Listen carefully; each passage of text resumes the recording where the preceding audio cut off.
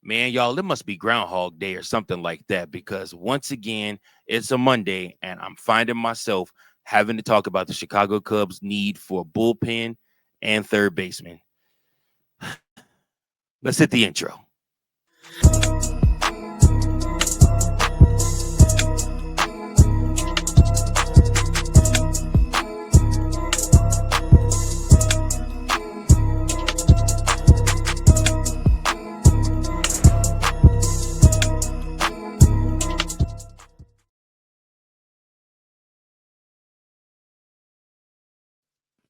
Happy Monday morning to each and every last one of you. Thank you guys so much for watching another episode of Chicago Cubs Central. It's your boy Mike Jones back here again with another episode for each and every one of you.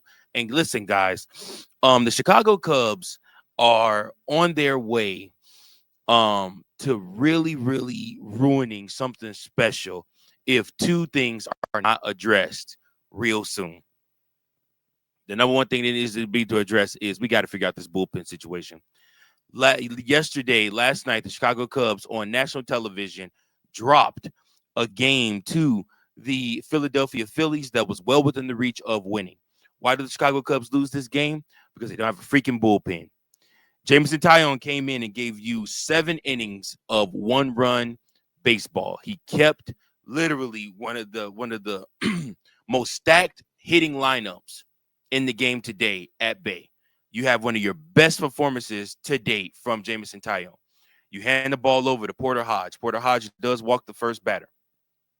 Porter Hodge then is able to get around that first walk and get 3 outs after that.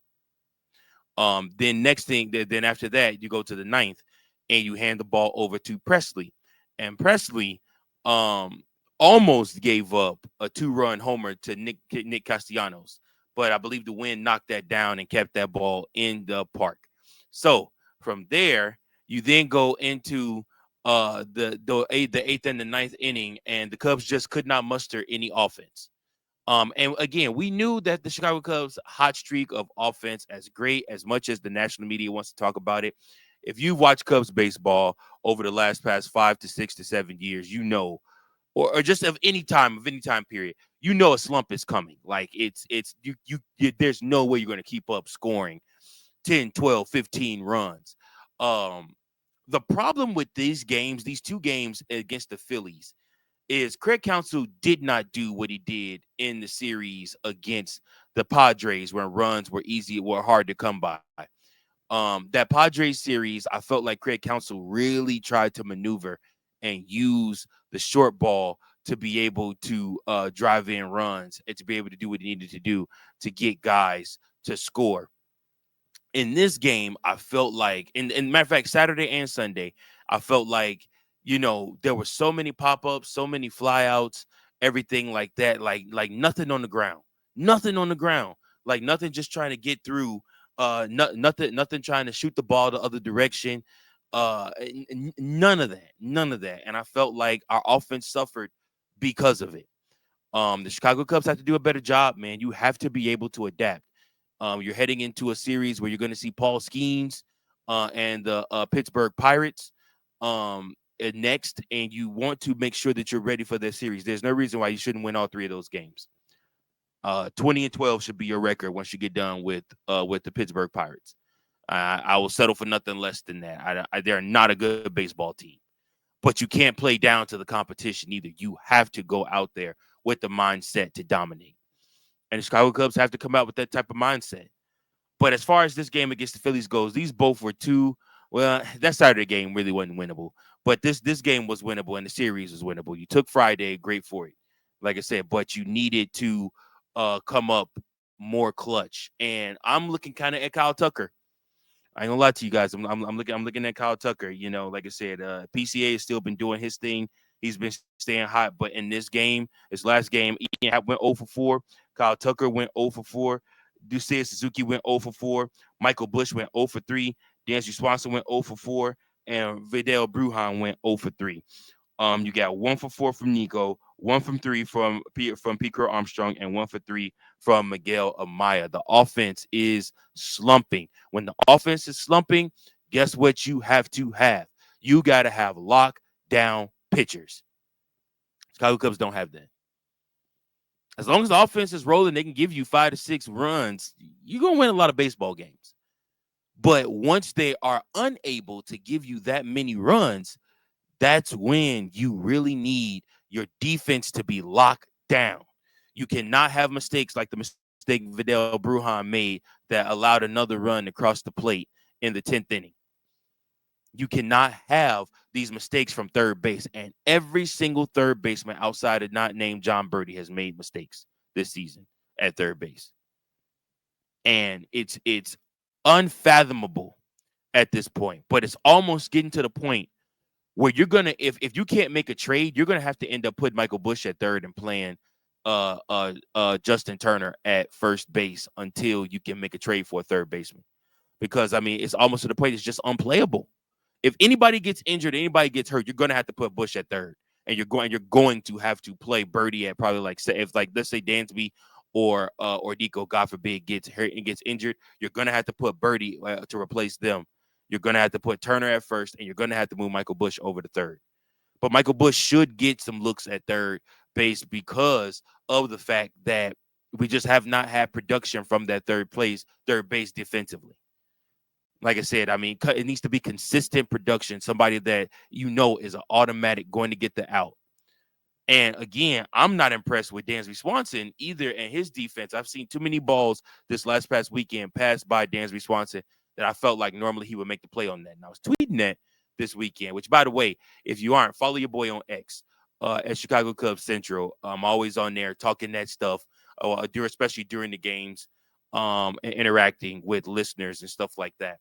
But yeah, man, Chicago Cubs got to figure out this third base thing, and they got to get a bullpen. Julian Merriweather came in and could not find the strike zone. And this is just the tale of how it goes with the Chicago Cubs. I tweeted out last night, if the Chicago Cubs had a bullpen, they'd be the best team in baseball, even without a third baseman. They because they've done enough in majority of these games to win these games. But because they don't have go-to lockdown arms that they can hand the ball over to, that can shut teams down, we lose these games. And it's unfortunate because Chicago Cubs are a really great team this year. And I truly believe that.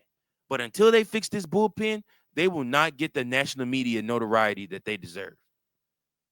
Because team people are not going to take them seriously if you have these starters that are giving you these Herculean efforts, and then you hand the ball over to the bullpen, and the bullpen can't hold the lead, or the bullpen can't hold the tie, or the bullpen gives up all these runs.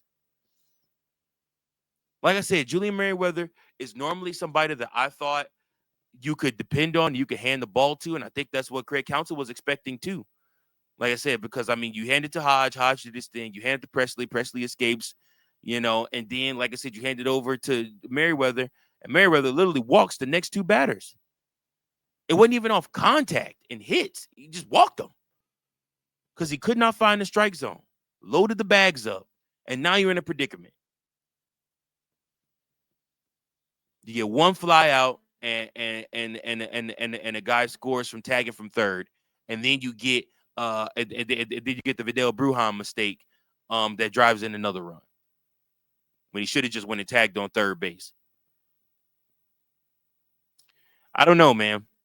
It's a glaring issue that the Chicago Cubs have that they have to figure out. You need a third baseman, and you need more pitchers that you could depend on to lock games down for you. Chicago Cubs got to figure this out, man. And they got to figure it out soon. Like I said, I suspect that we'll be hearing something probably today, something coming down the pipeline of some type of change, some roster change coming today. Somebody either leaving or coming or something like that. Hopefully the Chicago Cubs are figuring out. They've been doing the shuffle. They've been doing the bullpen shuffle so far this season. When guys mess up, they either get called down or DFA'd or sent down or called up or something. So I suspect that will continue to happen until we can find a legit rotation that works in the bullpen and guys that are dependable. The tree of trust with Craig Counsell is withering. So we got to figure something out here soon. That's my time for today. Cubs are off today. it is an off day, so enjoy the off day yourself. Go watch some other baseball games or do something else. But also comment below. Let me know below who you guys think should be somebody the Chicago Cubs should target at third base. Like I said, I just think that it's one of those things where they have to figure something out, and they have to figure something out here real soon. We're gonna have to trade some of those guys in Iowa, and it's gonna suck, and people are gonna be upset, and those guys in Iowa are probably gonna get called up and do really good. But Chicago Cubs got to figure out something. We have to. Point blank. Period. All right, guys, that's my time for today. I appreciate each and every last one of you that listen. Remember, you can be a part of the show. I want you to be a part of the show. You can call me and leave me a voicemail at 217-816-5498. You can also write me at Cubs baseball 1992 at gmail.com. I appreciate each and every last one of you. Until next time, go Cubs, go. Peace. Thank you for watching another episode of Chicago Cubs Central, the #1 spot for all Chicago Cubs content. Remember to like, share, subscribe for more Cubs content.